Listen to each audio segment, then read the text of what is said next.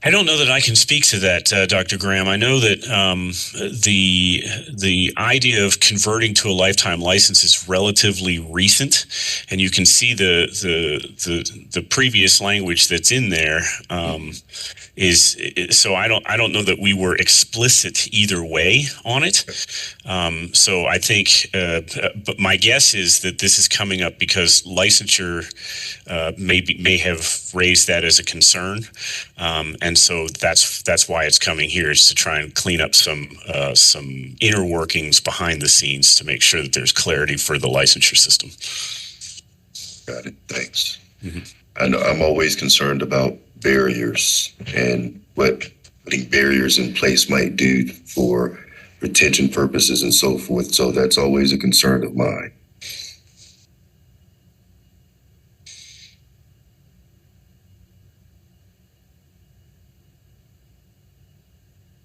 Any other questions or comments?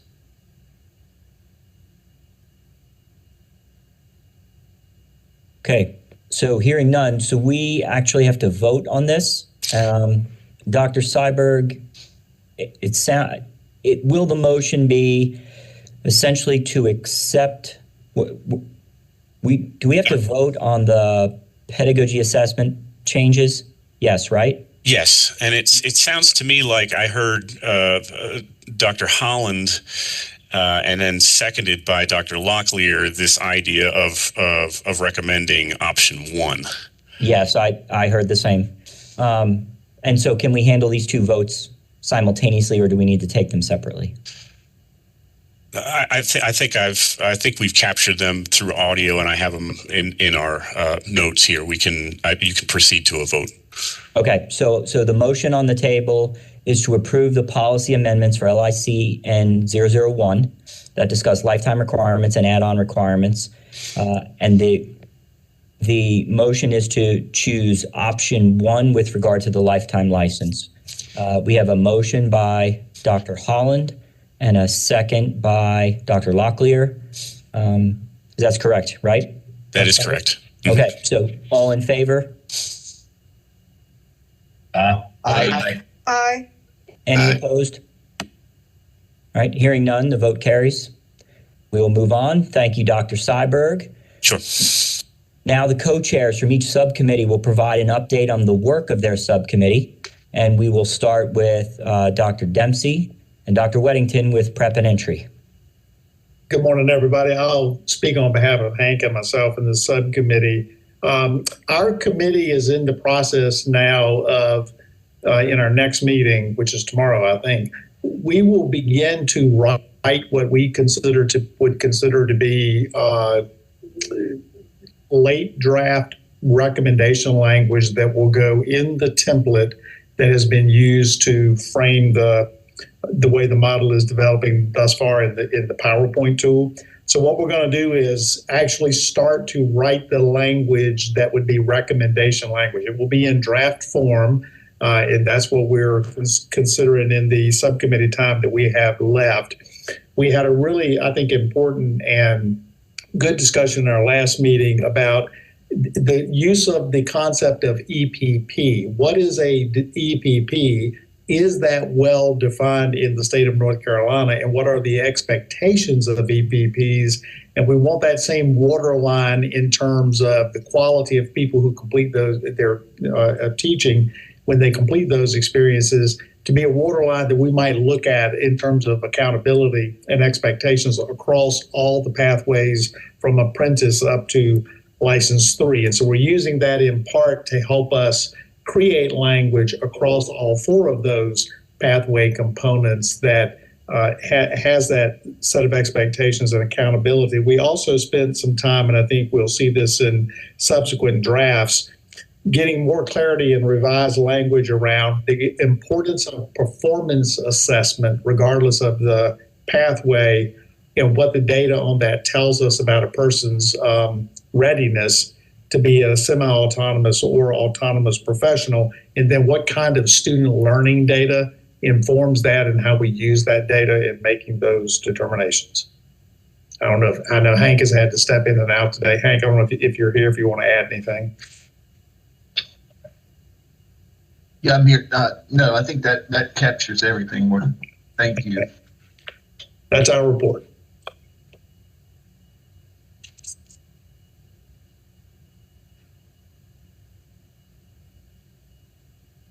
Sorry, I was muted while I was talking there. Now we'll move on to the licensure subcommittee, Dr. Bullock and Dr. Wood. Good morning, everyone. I don't think Ann's with us this morning, but our next meeting, I believe, is on the 17th of June next week. And we are going to, we've had a lot of conversation about the measures used within each licensure area of whether or not the initial feedback was considered when those measures were put in place for each licensure level before the subcommittees were created. So we're going to go back and look at those measures, make some formal recommendations if there's anything that needs to be considered with those measures, or if there's any movement of the measures that need to take place within the licensure levels. We're also going to be talking about time limits of holding license areas and revisiting that, making some recommendations for those time limits. We also have talked about EPPs as well. We know that's kind of out of our lane, but we feel like we may want to make a recommendation to other subcommittees regarding EPPs and or the role of EPPs. And then also looking at the feedback that Maureen Stover provided to us from the teacher meetings that she's been having, and trying to get some of those questions answered as well. Thank you. Yep. Thank you, Dr. Wood. Okay, we'll move on to the Advancement and Development Subcommittee. It's co-chaired by myself and Ms. Stover, and Ms. Stover will give the update on both of our behalfs. Thank you, Dr. Maher. So in our meeting on June the 3rd, we started off by answering the questions and addressing the feedback that we had received from the teacher feedback sessions and also from INCACTI. We also discussed changing the infographic to a new infographic that better represents that License 4 is the top level the teachers can reach. And then there would be additionally credentialed opportunities to go into a classroom excellence or an adult leadership teacher as a License 4 teacher. We also worked on coming to a more cohesive list of the competencies that you would need to hold at each licensure level, and also looking at the supports that you would need at each one of those levels. When we move forward into our final meeting in July, we are going to tighten up all of the responsibilities and roles that we have as the Advancement and Development Committee to make sure we have a cohesive draft model to put forward before the draft is submitted to Pepsi. Thank you, Ms. Stover. And finally, budget and compensation, Dr. Graham and Dr. Fleming. Good morning. Thank you, Dr. Maher. I'll give the update since Aaron's not with us. Our committee met earlier this week on Tuesday, June the 7th, and we focused on 3 items during our discussion. First, we reflected on the questions that emerged from the teacher feedback sessions that were conducted in May, I think it was. And we were pleased to receive that feedback and the various inquiries that our classroom teachers across the state posed with respect to the compensation framework. So we'll continue to reflect on that input as we work to evolve the framework. Secondly, we continued our conversation on hold harmless provisions. We gave thought to the compensation framework and how it handles continuing veteran teachers here within the state of North Carolina. And we also thought about the framework with respect to out-of-state teachers who desire to move to the state of North Carolina, and international teachers as well. So we still have a lot more work to do with the compensation framework when it comes to the hold harmless provision, and we'll continue to lean into that work over the next couple of weeks and months to come. Finally, we welcomed Kevin Bastian, who's with UNC Public Policy and the Education Policy Initiative at Carolina, or EPIC. Kevin presented research on the performance of teachers in North Carolina with a graduate degree. We leveraged his presentation to initiate a discussion among committee members about the reinstatement of master's pay in the compensation model that we're working on. So we'll continue to deliberate and debate that topic moving forward and determine a landing spot in the immediate future. So our next meeting is scheduled for Tuesday, July 19th at 1:30 p.m. And we always invite all of you to listen into our conversation as we tackle the budget and compensation work. Thank you, Dr. Graham. So thank you, commission members, advisors, and staff for your preparation for the discussions. I remind commission members that our next monthly meeting will be held virtually on Thursday, July 14th from 9 to 12. We've now completed our meeting, and unless there's additional business at this time, I'll ask for a motion to adjourn. Dr. Marr. Yes, sir. This is Andrew. I did want to give you one update, and that is just to make sure that everybody on the commission is apprised of this. At the next board meeting, there will be a small presentation to the board on the progress of the Pathways model, and it's not on any of the. There'll be no discussion on decisions, but this will be a quick update on the various issues that the subcommittees are grappling with right now. But the board wanted a quick update, and I wanted to make sure that everybody knew that that was going to happen. Again, no decisions will be happening at that time, but it's just sort of an update to the board as to where they're all at in the process. Okay, thank you, Dr. Cyber. That's important. And that will be the one-day July State Board meeting? Yes, sir. Okay, very good. Any other items that folks want to share before we adjourn? Okay, great. So I'll ask for a motion to adjourn. So move, man. Connie, second. So we have a motion from Dr. Dempsey and a second from Dr. Locklear. All in favor? Aye. Aye. Any opposed? Aye. Hearing none, we are adjourned. Thank you all for your time. Thanks, everyone.